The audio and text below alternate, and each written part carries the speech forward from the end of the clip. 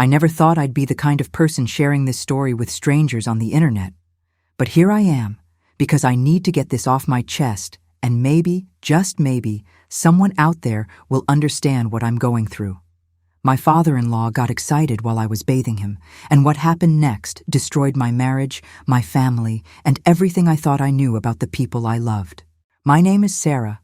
I'm 32 years old, and until 6 months ago, I had what everyone considered the perfect life. I lived in a beautiful house in the suburbs of Phoenix, Arizona, with my husband Michael, our 2 kids, and Michael's father, Robert, who had been living with us for almost a year after suffering a severe stroke that left him partially paralyzed and dependent on constant care. Before you judge me, before you think you know how this story ends, I need you to understand that nothing about this situation is what it seems. If you're already hooked and want to hear the rest, help this channel reach 5,000 subscribers by clicking that subscribe button right now. Your support means everything to me, and I promise this story is just getting started. It all began on what seemed like an ordinary Tuesday morning in March. Michael had left early for a business conference in Dallas, and the kids were at school. I was alone in the house with Robert, which had become routine over the past months. Taking care of my father-in-law had become my full-time job since he came to live with us. The stroke had left him unable to walk properly, with limited mobility on his right side, and he needed help with almost everything, including bathing. At first, we had hired a nurse to come 3 times a week, but the costs were draining our savings, and Michael suggested I could handle it. I loved my father-in-law. He had always been kind to me, treated me like the daughter he never had, and I wanted to help. So I agreed, not knowing that this decision would lead to the most confusing and devastating period of my life. That morning, I helped Robert into the bathroom as usual. He was a proud man, 68 years old, and I could see the humiliation in his eyes every time he needed my assistance. I always tried to be professional, clinical even, treating the situation like a medical procedure rather than something intimate. I had helped him hundreds of times by this point, and it had always been fine, awkward, but manageable. But that day was different. As I helped him sit on the shower chair and began washing his back, I noticed he was quieter than usual, almost tense. I asked if he was okay, and he just nodded, but I could feel something had shifted in the air between us. Then it happened.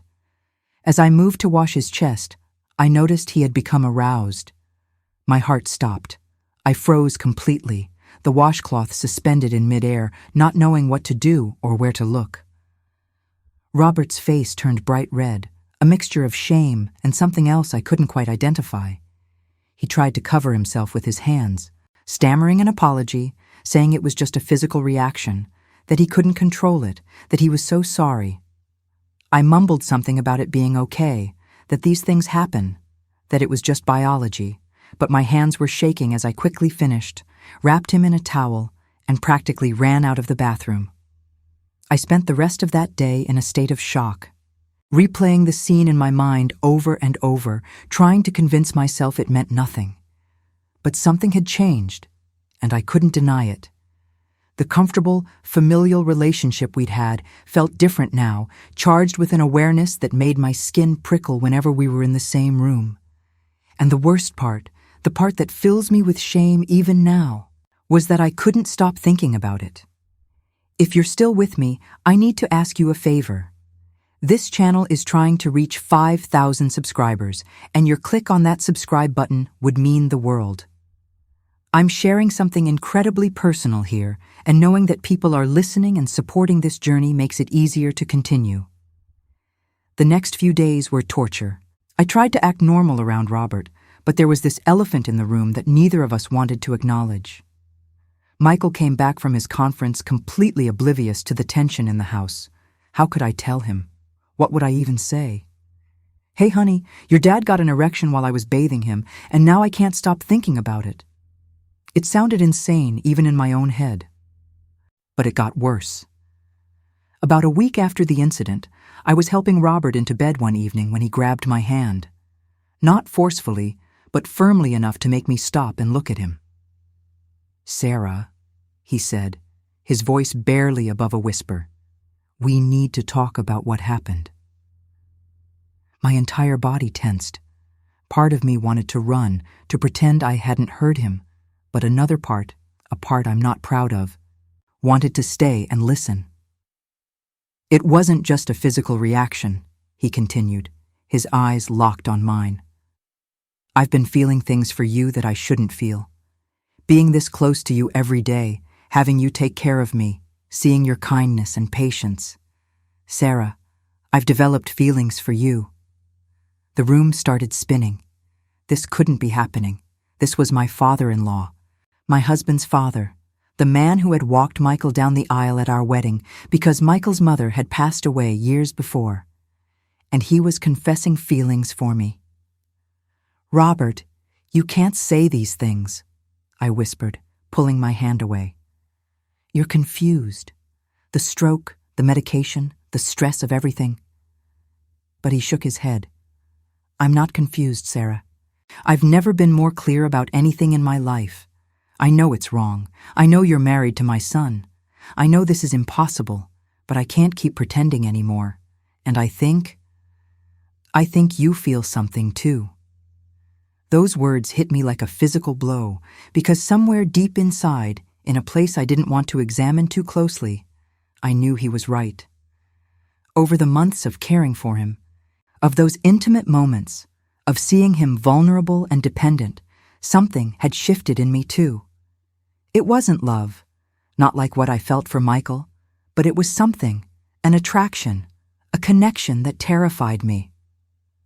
I left his room without another word and locked myself in my bedroom, my heart racing, my mind screaming at me that this was wrong, that I needed to shut this down immediately. But I didn't tell Michael. That was my first real betrayal, not telling my husband that his father had just confessed feelings for me.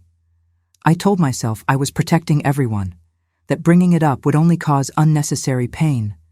But the truth was, I was protecting myself because I didn't want to face what was happening inside me. Please, if this story is resonating with you, help me reach 5,000 subscribers. Click that red subscribe button and be part of this community where we share real stories about real struggles.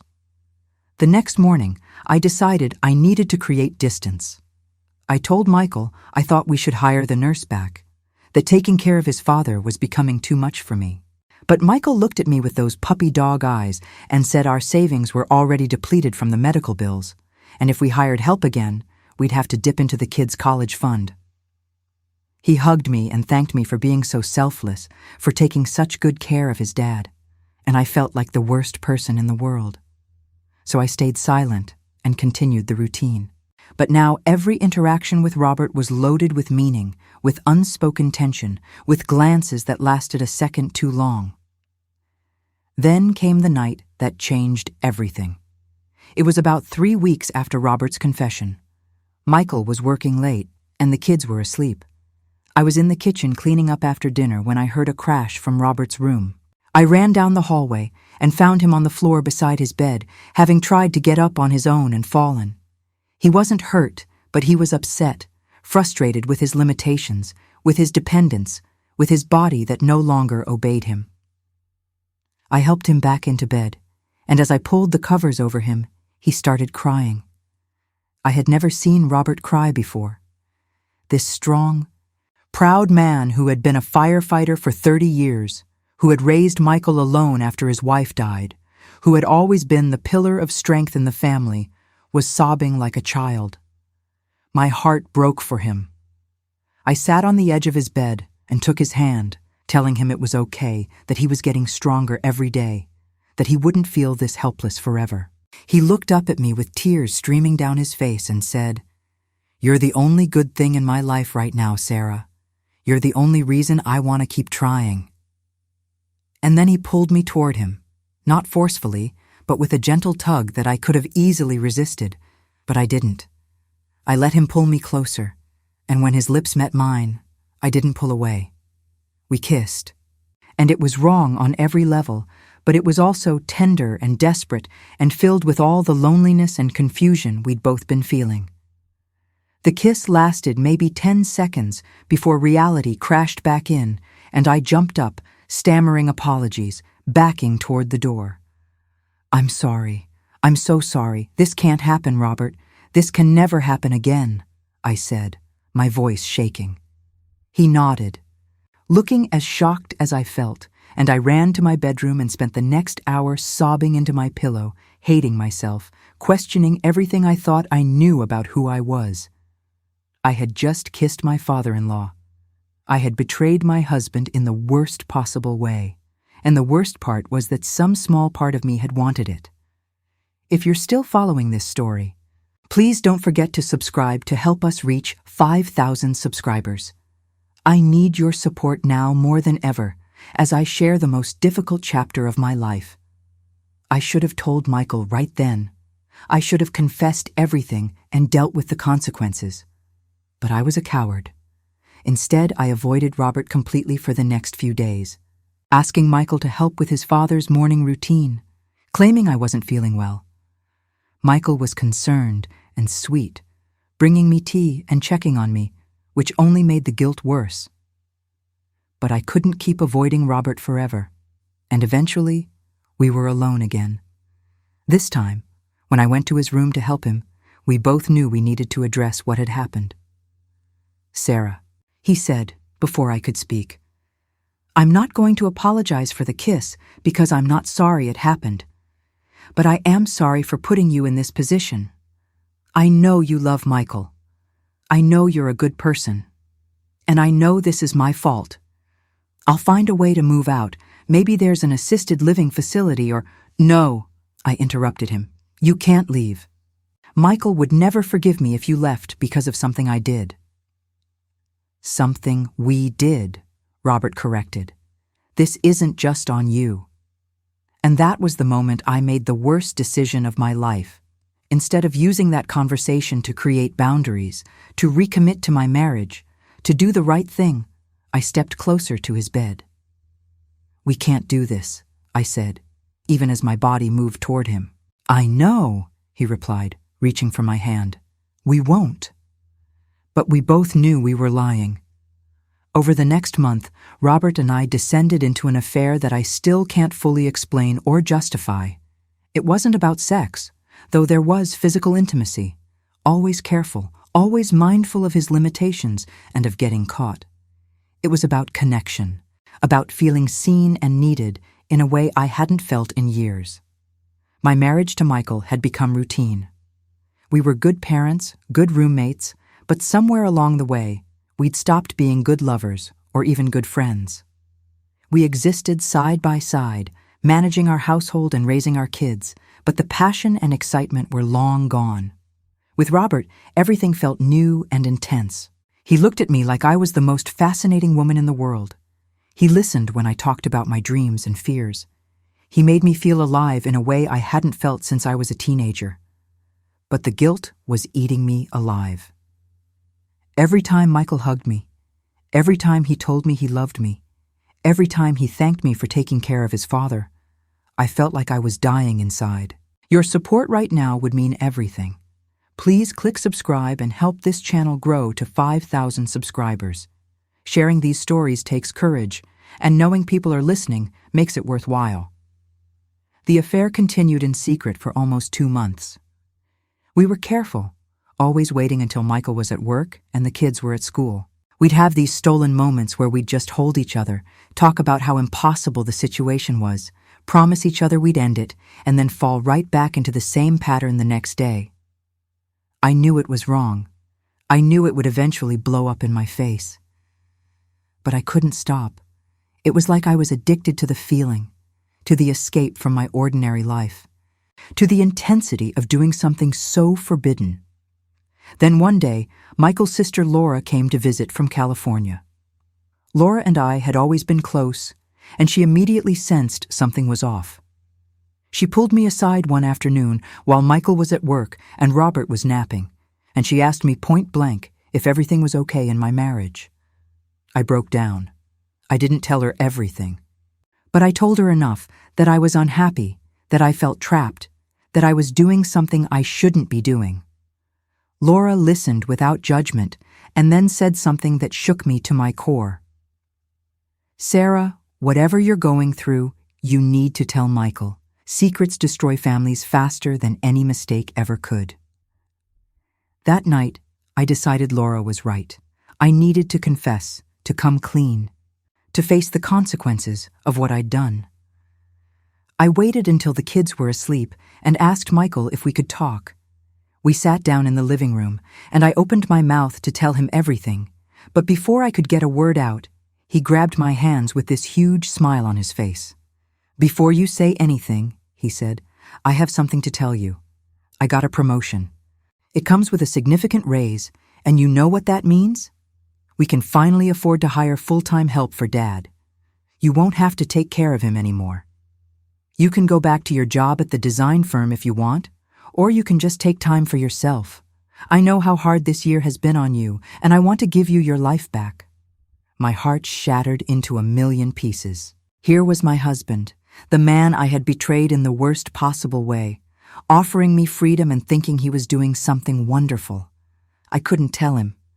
I know that makes me a coward, but in that moment, looking at his hopeful, loving face, I couldn't destroy him. So I smiled and hugged him and told him that was wonderful news, and I buried the confession deep inside where it burned like acid. If you're invested in finding out what happens next, please subscribe to the channel. We're so close to 5,000 subscribers, and every single one matters. The next day, I told Robert about Michael's promotion and that we'd be hiring help. He nodded slowly, and I could see the sadness in his eyes, but also relief. "This is for the best," he said. "What we've been doing, Sarah, it was always going to end badly. This gives us a way out." "I know," I whispered. "But Robert, I need you to know that whatever this was, it meant something to me. You made me feel things I thought I'd never feel again." He smiled sadly. "You gave an old, broken man a reason to keep living. I'll never regret that, even if I should." We agreed that day would be the end of our affair. We'd go back to being family, nothing more. The nurse, a kind, older woman named Patricia, started the following week, and I felt like I could finally breathe again. I threw myself into reconnecting with Michael, planning date nights, being more present with the kids, trying to rebuild what I had nearly destroyed. For about 2 months, everything seemed like it might actually be okay. I was learning to live with the guilt, to lock it away in a box in my mind where I didn't have to look at it every day. But then, Patricia called in sick on a Thursday morning, and I had to help Robert with his bath one more time. We were both professional about it, barely speaking, avoiding eye contact. I was washing his hair when he suddenly said, "I'm thinking about moving out." I stopped mid-motion. "What? Why?" "Because every time I see you with Michael, every time I watch you smile at him or kiss him goodnight, I feel like I'm being torn apart. I can't keep living in this house, Sarah. It's killing me." Before I could respond, we heard the front door open. Michael wasn't supposed to be home for hours. Panic flooded through me, even though we weren't doing anything wrong at that moment, but the guilt made everything feel suspicious. I quickly finished rinsing Robert's hair and was helping him out of the tub when Michael appeared in the doorway. "Patricia texted me she was sick, so I came home to help," he said, looking between us. "I've got it from here, honey. Why don't you go relax?" The way he looked at me in that moment, I couldn't tell if he suspected something or if I was just paranoid. I left the bathroom on shaky legs and went to the kitchen, my heart pounding. That evening, after the kids were in bed, Michael asked if we could talk. My blood ran cold. This was it. He knew. Somehow he had figured it out. We sat on the couch, and he took my hands in his, just like he had when he told me about the promotion. "Sarah," he began, "I need to ask you something, and I need you to be completely honest with me." I felt like I was going to be sick. "Okay," I managed to say. "Are you happy?" he asked. "In our marriage, in your life, are you happy?" I wasn't expecting that question. What? You seem different lately," he continued. "Distant, like there's something you're not telling me. If you're unhappy, if there's something wrong, I need you to tell me so we can fix it." This was my chance. I could tell him everything, confess the affair, clear my conscience, and face whatever came next. But as I looked into his eyes, full of love and concern and vulnerability, I couldn't do it. Call me a coward, call me a liar, call me whatever you want, but I couldn't break his heart. I'm happy, I lied. I've just been stressed with everything, but I'm happy, Michael. I love you. He smiled with such relief and pulled me into a hug, and I held on to him like he was a life raft in a stormy sea, even though I was the one who had created the storm. Please, if you haven't subscribed yet, now is the time. Click that subscribe button and help us hit 5,000 subscribers. Your support keeps this channel going and lets me share these real, raw stories. 3 weeks later, everything came crashing down in the way I'd always feared it would. Michael came home early from work again, but this time he was holding his phone with a strange expression on his face. "Sarah," he said quietly, "can you explain this?" He showed me the screen. It was a text message, but not to him. It was a screenshot of texts between Robert and me from months ago, before we'd ended things. They weren't explicitly sexual, but they were intimate enough, words of affection, phrases that no daughter-in-law should be saying to her father-in-law. My entire world stopped spinning. "Where did you get that?" I whispered. "Laura sent it to me," he said, his voice eerily calm. "Apparently, Dad accidentally texted her instead of you last week. Just one message, but it made her suspicious, so she went through his phone when he was sleeping and found all of this.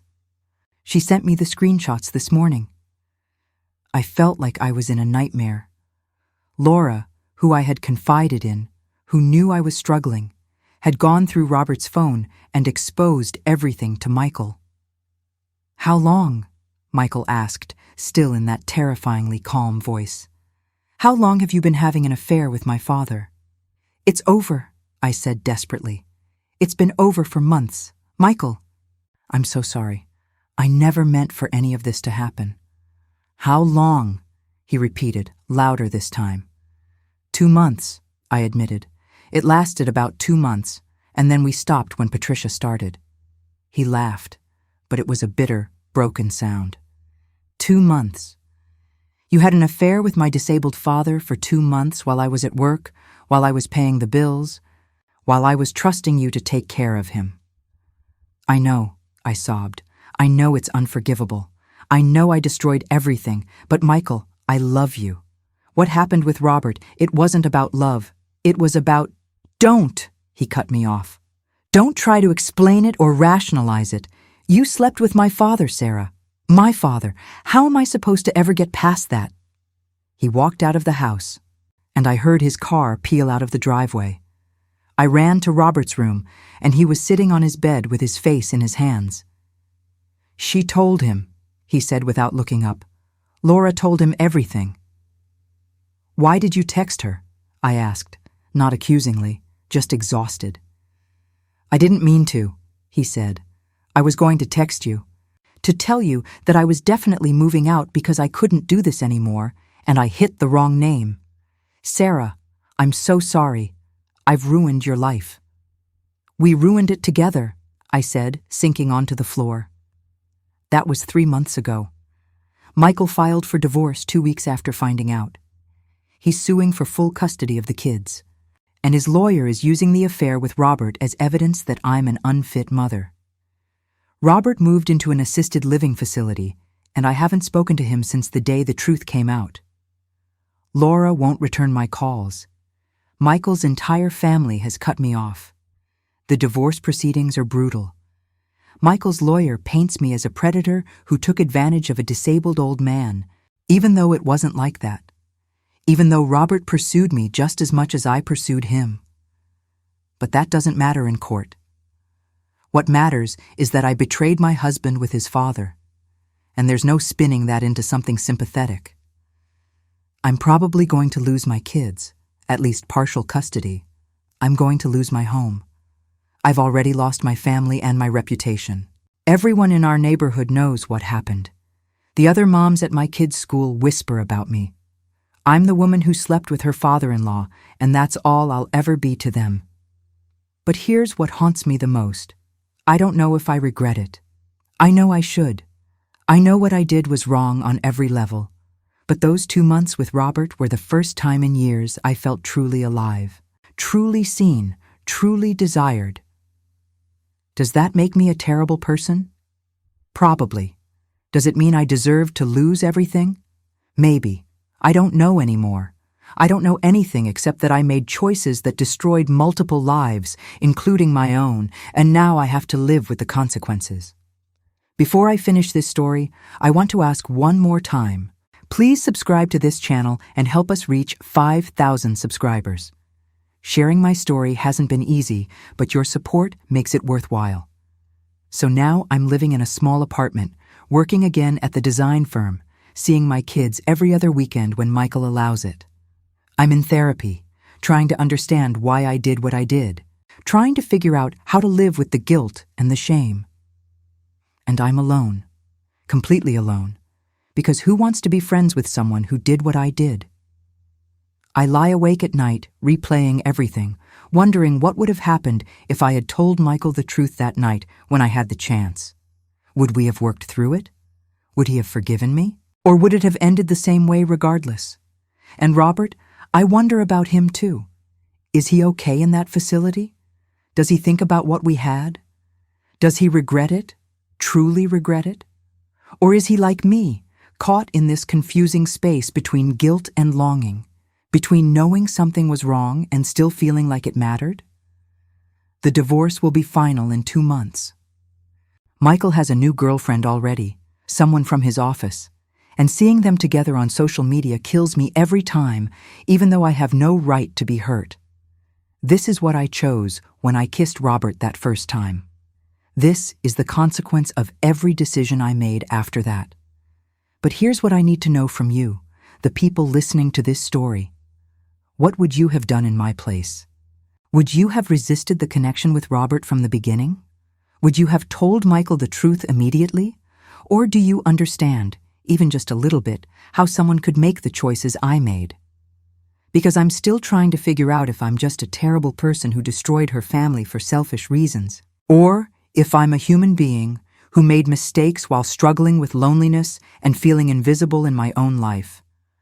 I don't expect forgiveness. I don't even know if I deserve understanding. But I needed to tell this story because living with it alone was suffocating me. So tell me in the comments, what would you do in my place?